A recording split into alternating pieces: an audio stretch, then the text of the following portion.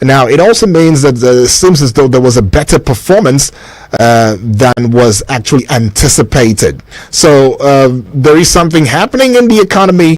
It might be gradual, but it might take time before some tangible results, are seen. And that's what the minister has gone on to saying right there. But then it is also no news the fact that Nigeria is being confronted with myriad of security challenges, as ranging from terrorism, banditry, secessionist agitations here and there. Well, we've had all of that in the past. In fact, if you think about it, in the northern region, the Boko Haram, terrorists persistent, while in the southern parts, we had issues of movements like the Biafra, the agitations in the southeast, the Yoruba Nation agitation in the southwest, and all of these add to the complex security landscape, that we find. Now, despite being culturally rich and endowed with some abundant mineral resources, Nigeria still is grappling with the matter of insecurity, which some have said is primarily as a result of negligence on the part of both the government as well as the citizens. Well, there's quite a lot going on in that regard, and however, to effectively address, the insecurity, there must be some sort of concerted effort, to prioritize indigenous education and as well as uplift social cultural standards. So by investing in education that respects and celebrates Nigeria's critical thinking, and it also allows for an enhancement of civic responsibility, and the nation can also transition from a state of insecurity to one of stability and one of progress. But then an expert has come out to speaking to in that regard, talking to the governments and saying that I am speaking truth to the Tinubu administration, and I'm talking to you and I'm telling you that, look, at this point in time, where information and communication and technology is the in thing around the world, talking about ICT, right, that this is the time where we are supposed to integrate ICT-based measures, into the country's security framework, and that it would help to improve the security situation as well as reduce the incidence of crime, right? And this security personnel also went on to, making it clear that if you relying on the ICT as a panacea to what is going on in the country would help to track and monitor, criminal activities, as well as to improve communication and collaboration between security agencies. And then he goes on to lamenting the issue that, Nigeria is facing a security challenge, but then the use of ICT-based measures is essential in addressing, and combating insecurity.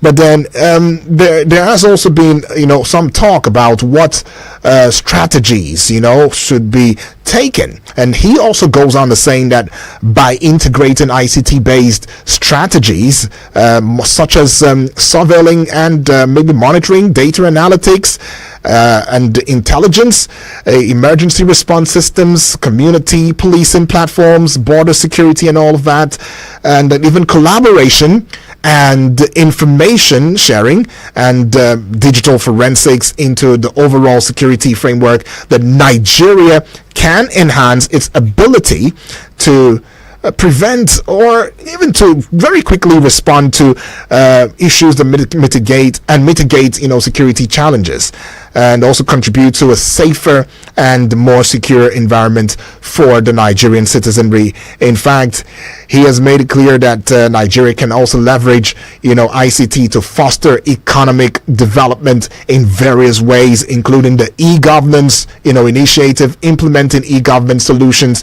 to streamlining public services, reducing bureaucracy, and enhance some levels of transparency right there. That if we could just leverage on ICT, that might just be, what we need to get out of the woods in terms of issues that we face in the country. But then When we also look at, some of the other issues as it comes to investors getting into the country, one would very quickly want to say that insecurity might just be the bane of it. But what has been those things that have been put in place to seem that the insecurity situation in the country has been ameliorated or reduced to the barest minimum? It seems as though the president had also gone out to saying that there's an unveiling of attack helicopters, and some are beginning to fault the president in this regard, saying, why do we always make announcement about the things that we have in our arsenal, that we want to use, the strategies and everything we want to use in fighting insecurity, and then letting or giving it out, these things that we ought to have kept, somewhat salient or sacred, and we should have just seen, the action rather than just hear the words. But then with the Buhari administration, right, we had the Tucano jets, but the question still remains, how much impact has it had on the general tone of insecurity in the country? Earlier in the month of February, of course, the President Bola Tinubu had reiterated his administration's commitment to ending the insecurity plague in the country, and then the president had stated this when at an induction ceremony where two T-129 attack combat helicopters and even one King Air Beechcraft 360ER mobility aircraft was out there for use by the Nigerian Air Force. So the president has stated this right there at the induction at the National Nigerian Air Force Base in Makudi, Benue State, and that this was going to be symbolizing the commitment of his administration to the nation's security. But the question still begs answers regarding when these acquisitions would end or ameliorate, the insecurity situation in the country. And do we have the share of information, right, between the security agencies? I mean, that these questions have been asked numerous times, and we've not really been able to reach a conclusive conclusion in that regard. I mean, there has always been issues of data collection. How much data have we collected? Do we have data enough and all of that? Do we even know how many we are in the country, right? So that we are able to proportionate, resources tailored to how the population of the country. These are the questions and all of that. Now, if we don't have this, I mean, look at what's going on in terms of the NIN, the BVN, and linking to the banks and all of that. Some persons believe that this should have been a seamless, process, but then it's becoming as though it is a bottleneck. But then the president is out of the country in Qatar, speaking to the Qatari investment group right there for an investment summit, trying to see how investors can come into the country regardless of some of the issues that we face, especially insecurity being at the front burner. But it is also very, very important to bring to your eardrums the fact that the president had gone out to saying to the Qatari, people, captains of industry in Qatar, that to report any official who demands any form of bribe before allowing them to do business in the country. So if you see any official talking to the Qatari people right there that is asking you for bribe, make sure that you get through to me. I'm giving you full access to myself, and that is so daunting. I mean, quite a number of people might be saying that the president is really, really serious about bringing investors in the country right there. It might just be a positive move, by the president. He had insisted that Nigeria would no longer be held back by its past, dotted with bureaucracy, bottlenecks, and even corruption that has stifled the ease of doing business. In fact, he goes on to speak in it very, very clear. He says, do not, and I quote, offer a bribe to any of our people, and if it is requested or taken from you, report to us. You will have access to me.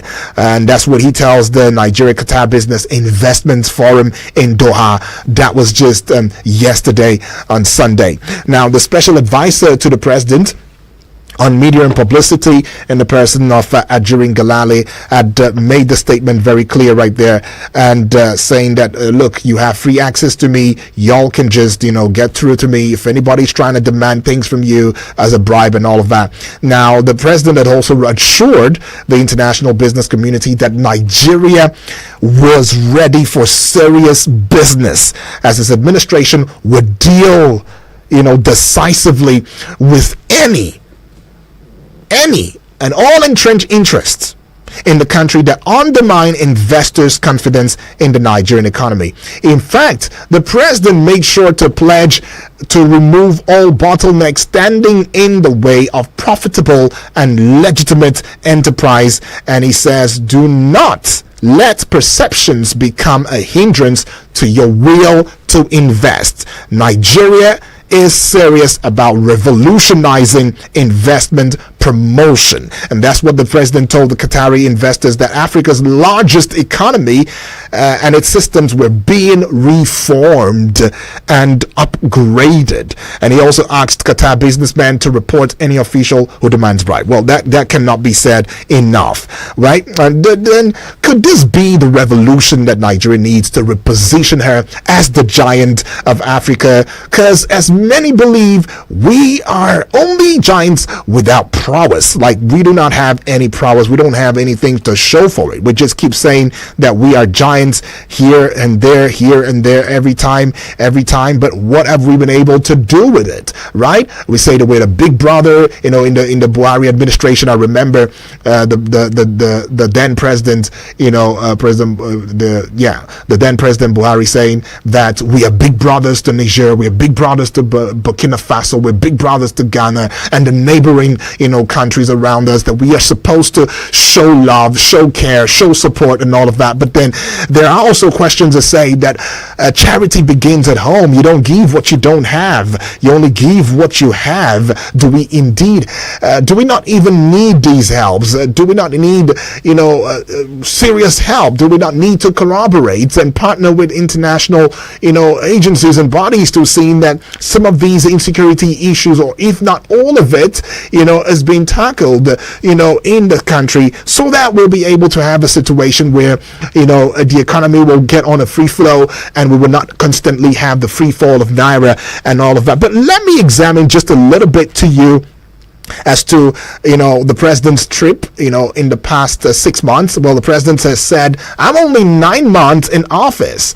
right? So nobody should very quickly want to judge my performance at this point. I have put a lot of things on ground, and I have got great people in positions, mentioning even the CBN governor right there, saying that these guys are people that I've known. They've been trusted. They've been, seen, deemed to be fit to occupy this position or these offices, and that's why they're there. And he has strong belief in them, and that they were going to be like the magic wand that will turn around, the situation of the country. All he is begging for the Nigerians is give us some time. But let's just look a little bit into this. Now, the president, Bola Tinubu, has spent not less than 3.4 billion naira on local and foreign travel within 6 months of assuming office. Right now, this figure is about 36% more than the 2.49 billion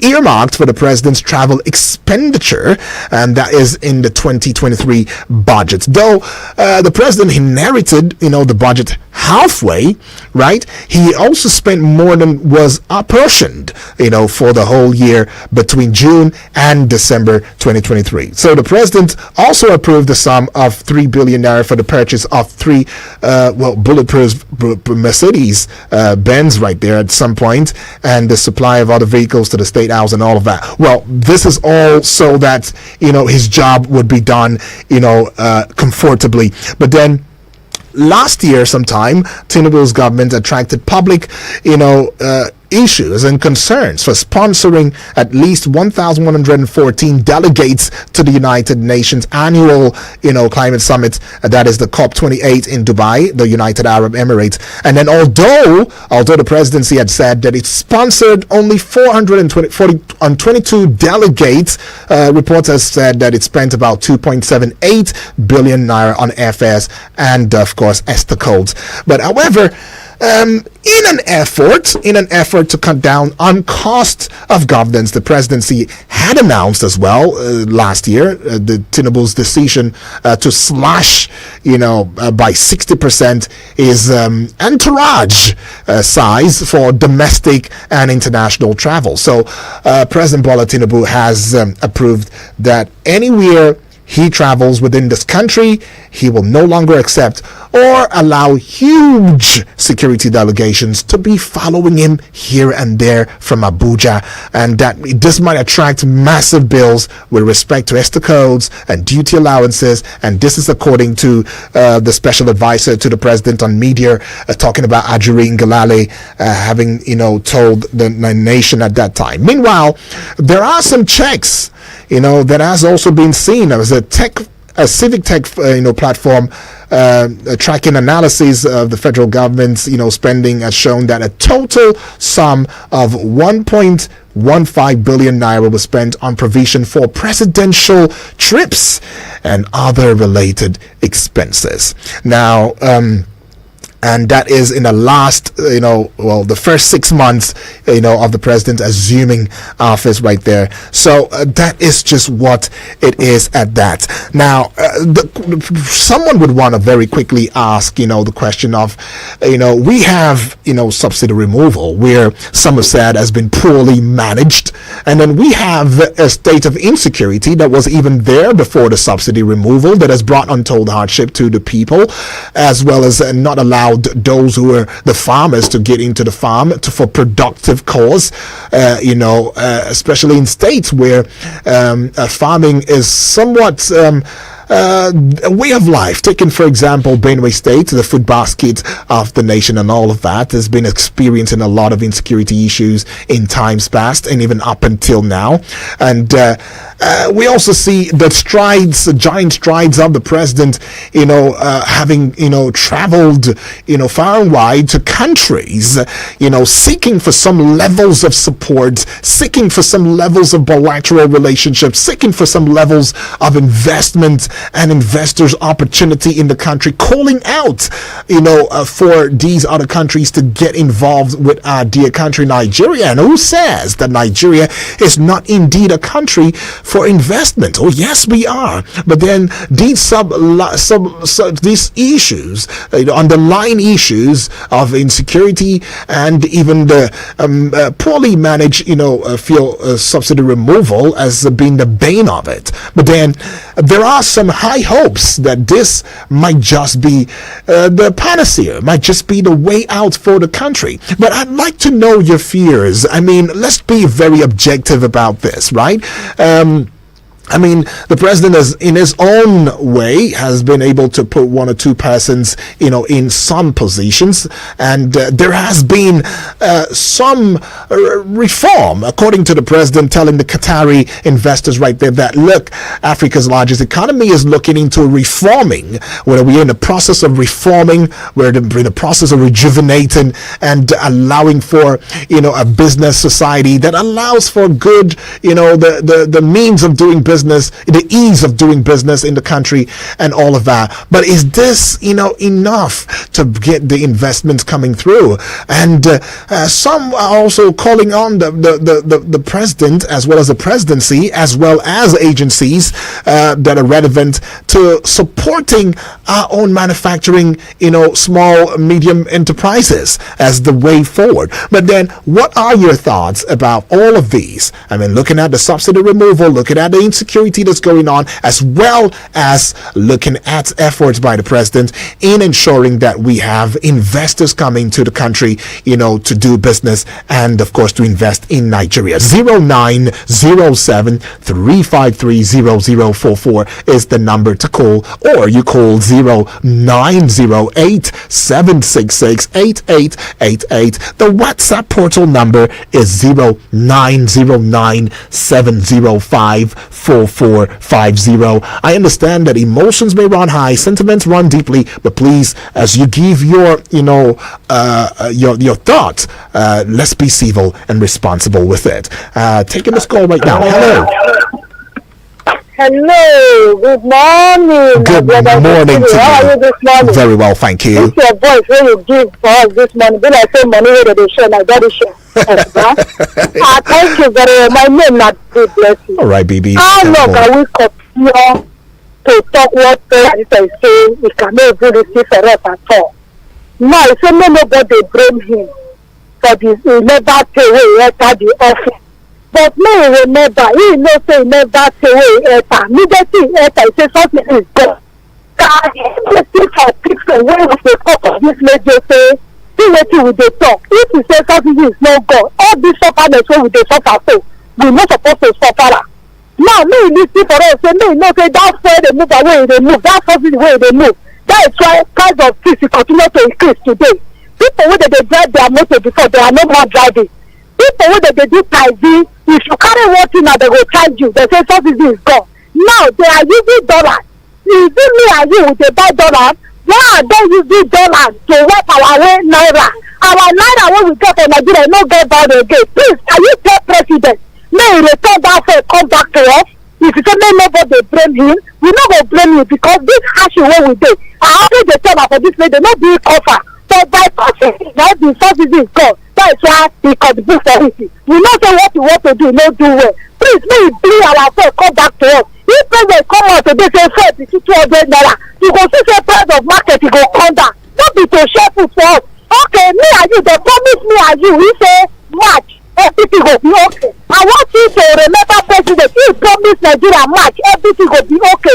Now we don't see anything wey he say will be okay. Now the people, the cabal wey dey around him, they no dey tell her the truth. He know say he feel our pain. The pain wey he see, the people they are dying up and down. Price of market that you cannot buy. People wey dey get children, they cannot feed. What are we saying? They make them no blame her. We no blame her because not our mouth you cannot even judge. Our mouth cannot even stop anything wey they want to do. Make them remember God will have them. The people that are hard up for you, how you take over them? The other one will come out, say make Nigeria forgive me. Nigeria will not forgive when you not do the right thing. We will they tell you, no be say Nigeria better today. They say we will they make this call that we make Nigeria better. They say that president make Nigeria better. After country where they go not better. But say that they treat their citizens. Why you can't only see for us? Bank of us is 70,000. Now I thank God who say president don't go market, don't know how much for the price of market. Who say wife don't go market? We are saying they don't want to see for us. They say we are just burning our credit. They do the right thing so that Nigeria they want for the good they want. Now what I want to tell you, bye. All right, thank you, BB Blessing. Right there, BB Blessing has given her thoughts about it. Look, it's time to stop the talking. It's time to do the action, and that's what she says. And I'm sure quite a number of us, that is what we are wanting to see in the country. 0907-353-0044 is that number to call. The other number is 0908-766-8888. Hello, good morning. Hello, good morning. My brother. Yes, please. God bless you, sir. How was your weekend, sir? Wonderful.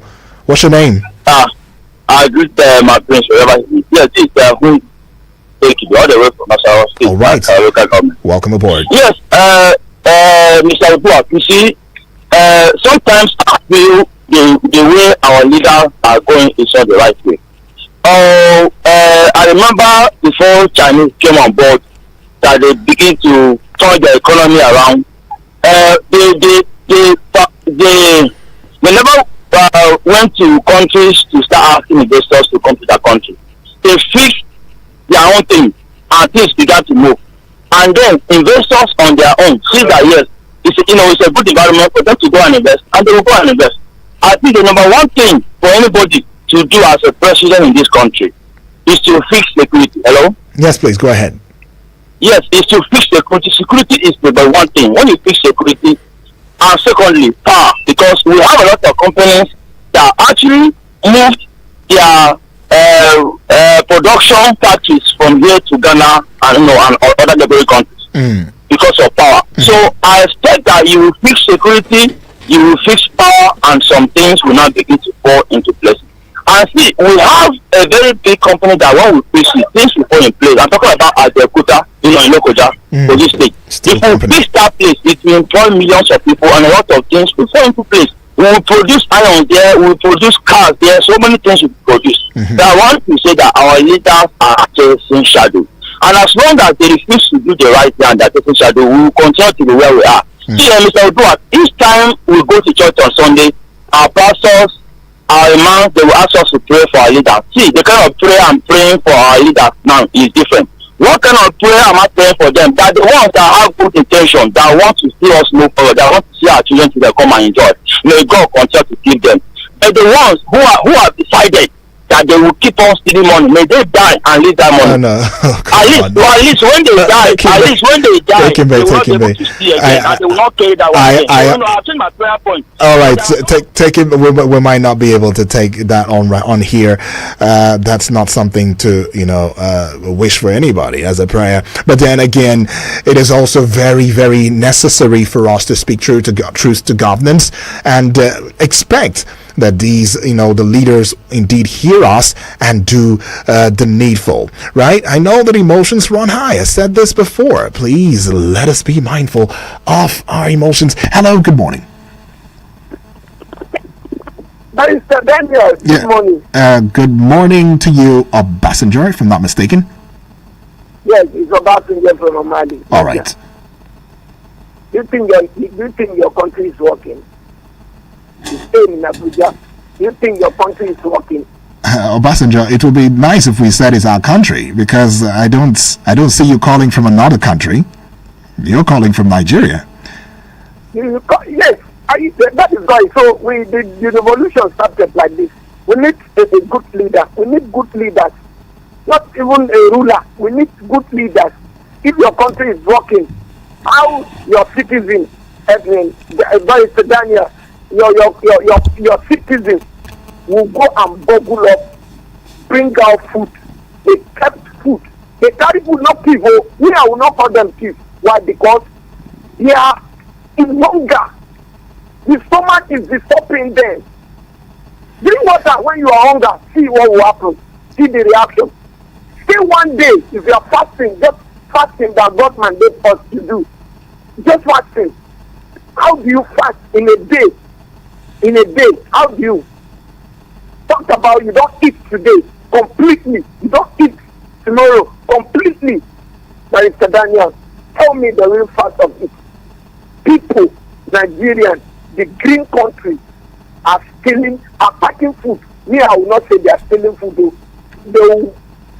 Okay. Please, Okay, Obasanjo, that's very clear. But then I think the matter would be about, the insecurity issue. I mean, we talked about, the issue of subsidy removal under one part, right? We're also talking about the issue of insecurity that's been going on.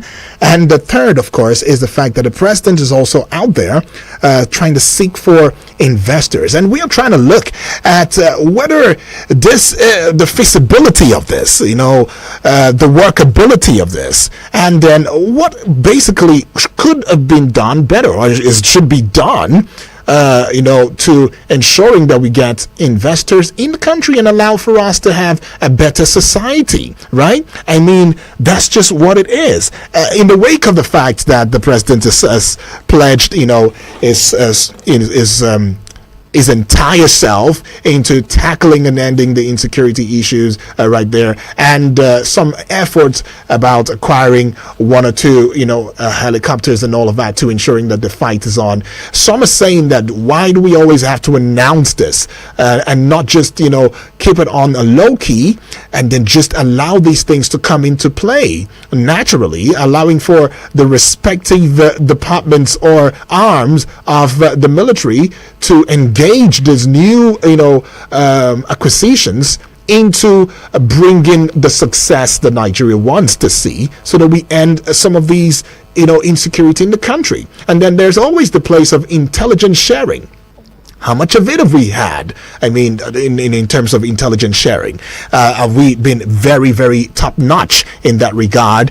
In allowing for these agencies to collaborate or corroborate together and have basic meetings or sittings to ensuring that they put together strategies that would end what we face in the country today. All right, let's try to keep it calmly just a little bit. I understand that we might be facing all of these, but then if we begin to want to sound like some of these persons that we are already faulting, then there's no difference between both of us. One of the party has got to be saner. Hello, good morning.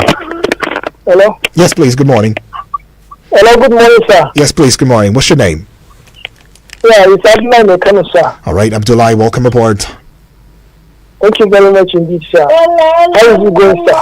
Well, we're still talking the state of the nation. That's what's going on.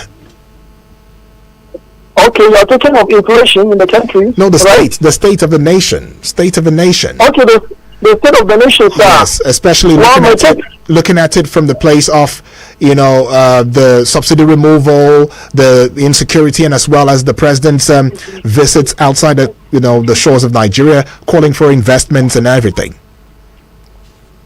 Well, so first of all, the subsidy removal had made Nigerians very, very, had put Nigerians into a very difficult life. I think Mr. President was so eager removing the fuel subsidy. He has to take some measures before the removal of the subsidy, because when you look at the suffering of Nigerians now, it's beyond imagination. It's something that goes out of hands. You can't even believe that there are many Nigerians now who can afford 1 square meal a day. So removing of fuel subsidy should be, should be done at the right place, at the right time. Right. But now it is not the right time. Before you do it, there are some measures that you have to take, because you know that the country is very bad in terms of economy. Mm-hmm. So I think we were so eager by taking that decision.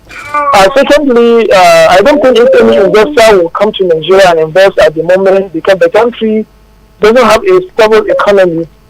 In a country where there is no the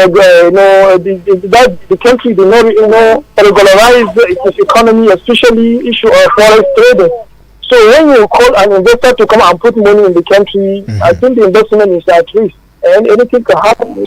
So the investment needs a very quiet environment, very with good atmosphere, where they can invest a huge amount of money and also expect to have a gain.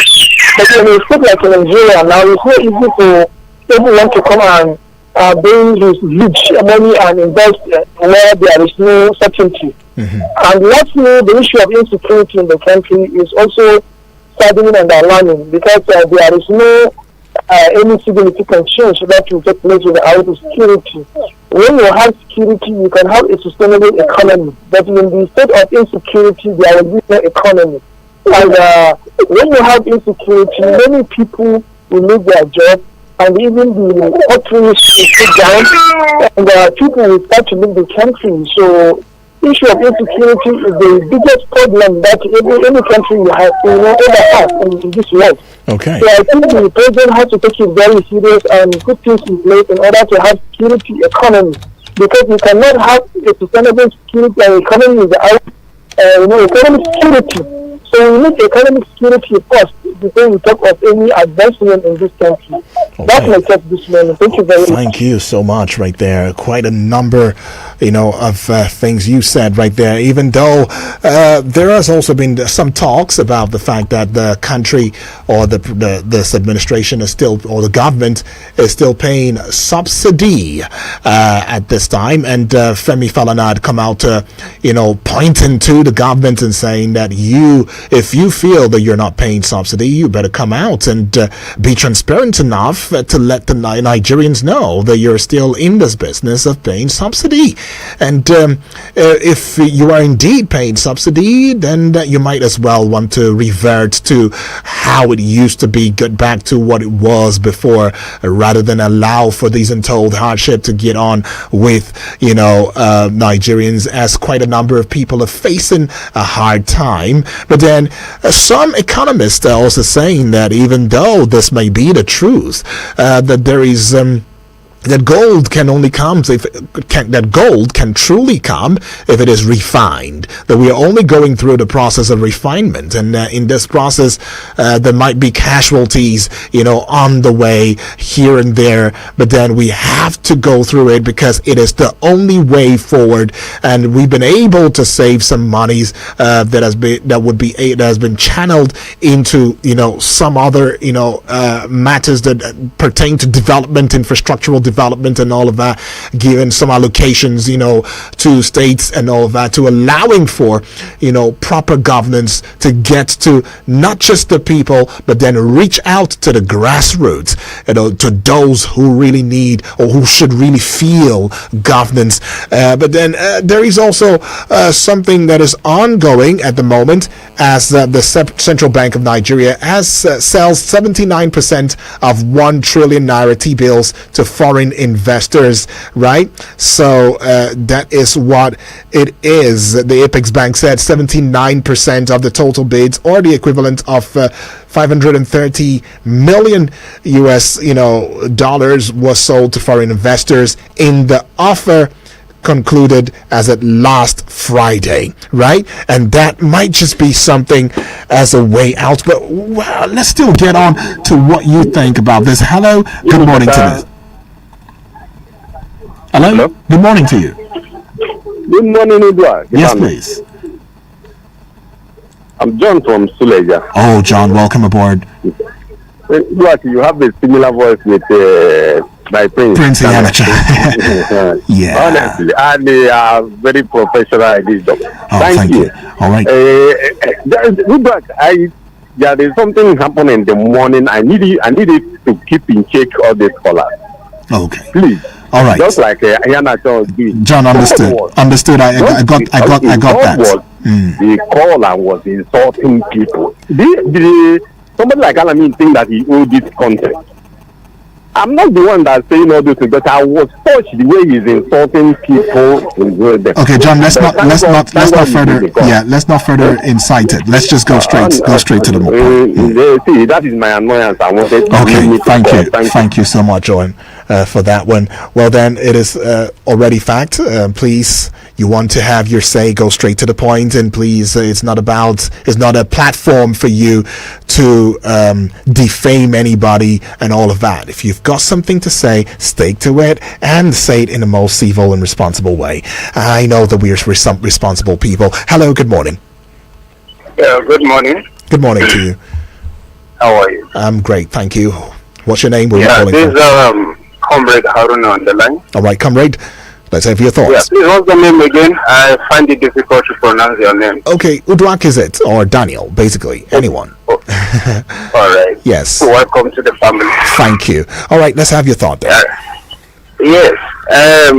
First of all, let me ask you this question, because you are more informed than us as a journalist. Last year, December, we all came on air celebrating our refinery will come to life by January. No update from the refinery as I'm talking to you. And now we learn that government are still paying subsidy on the PMS you and I consume on a daily basis. So the question I want to ask now is, I have two questions. Question number one, what is wrong with the refinery that is not working? Then question number two, if they are paying subsidy on petrol, the PMS we consume on a daily basis, why is it that we are still buying it at a very high price? 670, 700, 750, elsewhere. These are the questions I want a clarification. Maybe you can assist. enlighten Nigeria. Well, it's all good. I'm not with the government and all of that, but the truth is, we only see the facts as we see it, and that's what we talk about. There's been talks about this, the refineries getting aboard, as the Port Harcourt refineries and even the Dangote refineries and all of that. Yes, all of that has been put in place, and the product in itself has also been sent there. It will only take the government and a government official to really tell us indeed what exactly is going on. But I like your concern, and I'm also concerned too as a Nigerian and not just a journalist. Thank you so much. Appreciate that. Well, then, that's just what it is. It's just been the question that everybody's asking, and as much as we can, we try to get on to find the truth in these matters, but then we can only say what we have as fact, and that is what we encourage each and every one of us to state. State it based on the facts, right? And where we don't know, you don't assume to know or try to infer, that you know, right? Anyways, though, the calls are still open. You can let me in as to what you think. In the face of subsidy removal, in the face of insecurity, in the face of all of this, we still have the president getting out there to calling for investors, right? And so just as we saw it, even in the past administration, we saw quite a number of trips, outside the country, calling for investment here and there. And some quarters already saying that this is also huge on the cost of governance, because the taxpayers' monies are being used to sponsor or fund all of this. But then should we also, because we are going through all of these, not also have to do the needful to reach out to big investors to come into the country to invest? There are many gains if these investors come into the country to invest. And some of those gains might be the fact of employment. It might be, of course, the standard of living can begin to have some, good feel. And then just maybe then, some of these sectors that we are always talking about that is not working, maybe the power sector and everything, they can also get involved in it and allow for, these essentials or essentialities to get through to the Nigerian, the common man. But then there is also another angle to it.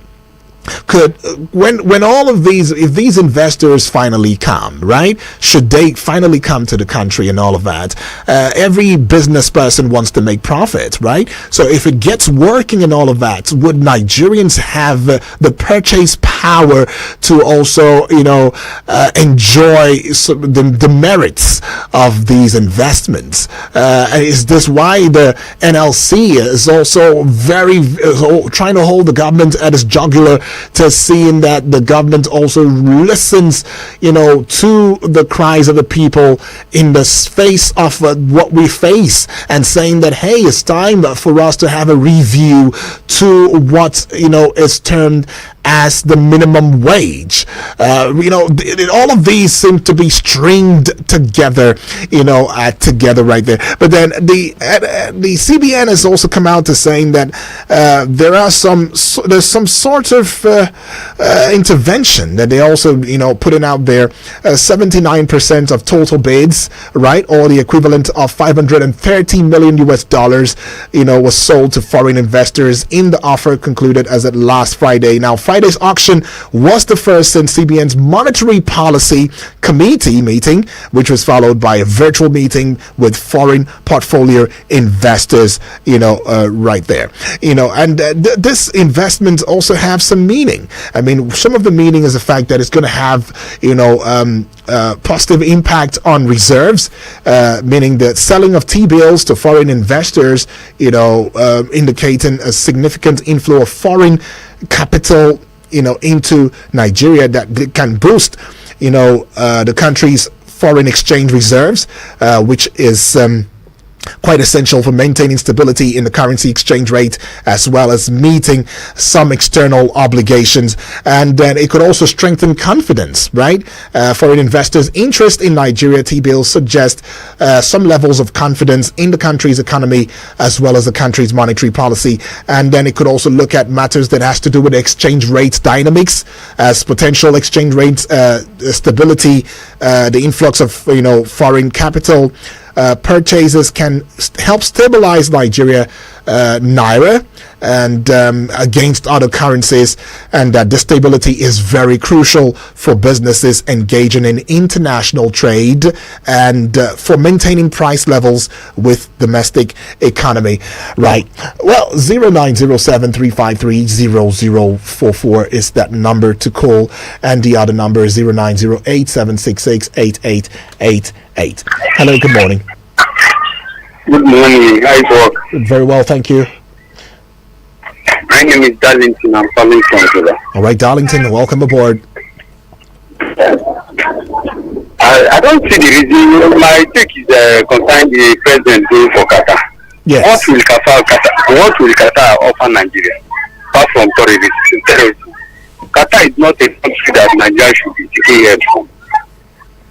Don't tell me, my brother. The president will just go there to worsen our situation, because that country, I don't see them as people who can liberate Nigeria from this poverty and all this insecurity. We just want to increase our insecurity, because the only thing they can offer is the economic trade and the people. That is my take. Okay. All right. Thank you so much. Darlington right there says he doesn't see the need for all the for the travel, especially to the country the president is at now. There is only tourism that can be achieved. Rather, the president should begin to probably look at other countries, or basically come back home and see how to get through with issues that are going on and facing the country today. Hello, good morning. Good morning, Ujak. Yes, good morning. This is Alami. All right, talk. I'm from Karachi, Abuja. Okay. Ujak, it is both ridiculous and funny, how we display some people display their patriotism by demarketing the country. I think it is quite instructive for people to sit in Gogolata, to sit in Kubwa, and then to see the country is unsafe. Foreign investors should not come and invest, and not say investor with a sane mind will come and invest in Nigeria. And then guess what? These are the people that want a working country. These are the people that want their country. I mean, these are the people that want to experience Eldorado. Right. And what I was waiting for them to do is to give me one country in the world that is safe for investors. And let me just, I know a lot of people, I know ignorance is a national challenge for us, including myself. Yeah. I think I'm just a bit fortunate than most. That the same Qatar that people are telling us to invest, please fact check me. Qatar investment, foreign direct investment in Nigeria presently is standing at over 500 billion naira. Presently, as we speak, Qatar is building a 500,000 low-cost housing in Kaduna State. That housing is not just for Qatarians, it is for Qataris, it is for Nigerians. And it is the same Nigerians that are calling radio stations to demarket the country. The president is wasting his time. The two countries will come and invest in Nigeria. And I ask again, what exactly does Nigeria want? At this point, I wish it is possible for the president to come back. Just resume, continue with the status quo. Continue to borrow money and pay subsidy. Continue to loot it. Continue to defend the naira against the dollar. Let us continue to journey on that part of a fake economic lifestyle. Right. I think that is what a lot of people want. People don't want working countries. Yeah. They just want the impunity to favor them. And whenever it is building, Yes. their own interest. Okay, you might want to round up right now, just in one sentence. Yeah, one sentence. Yes, thank you so much. All right, thank you. Appreciate that right there. And we would have loved to go more, but let's get on to your messages. This one right here says, "Good morning, Udwak. This is James from Suleja." It says, "It is unfortunate. We've only had rulers instead of leaders. It is laughable that a government whose house is on fire, junkering all over, trying to woo investors. Why is the focus on begging people to come to the country while ignoring the cry of those in the country languishing in the insecurity and crippling inflation? What measures have the government put in place to show security and standard of living of Nigerians are a priority at the moment?" We all know the trip to Qatar was to try. Okay, we don't know that. "The investors we seek for our refineries, mineral sector and other infrastructure investments are from nations like Russia, China and other heavyweights, but we all know we've burnt those bridges already." Okay, so I'm just going to take this, and this one says, "Good morning, Daniel." Good morning to you too. So I'm listening from Cairo local government, Nasarawa State. Says, "Please, Daniel, if you are from another country and you have enough money to invest, would you choose Nigeria?" Well, that depends a lot on certain, factors. But it says no one thing is security. It says no. One thing is security, power, functional economy, and so on. Tinubu must return home now and fix security and power. Anything outside this is chasing shadow. Taking Bihundu right there with that one. Thank you so much for your take on the program today. It's been quite the discourse, and I'm sure that this would go a long way in reshaping and as well, just like borrowing from the words of the president, reforming reforming the very mindsets of those who are supposed to show some true governance over the Nigerian situation. Tomorrow is yet another time, but I'll have to leave the studio because Martha will be joining you at top of the hour 10 on the AM side. My name is Udwak Daniel.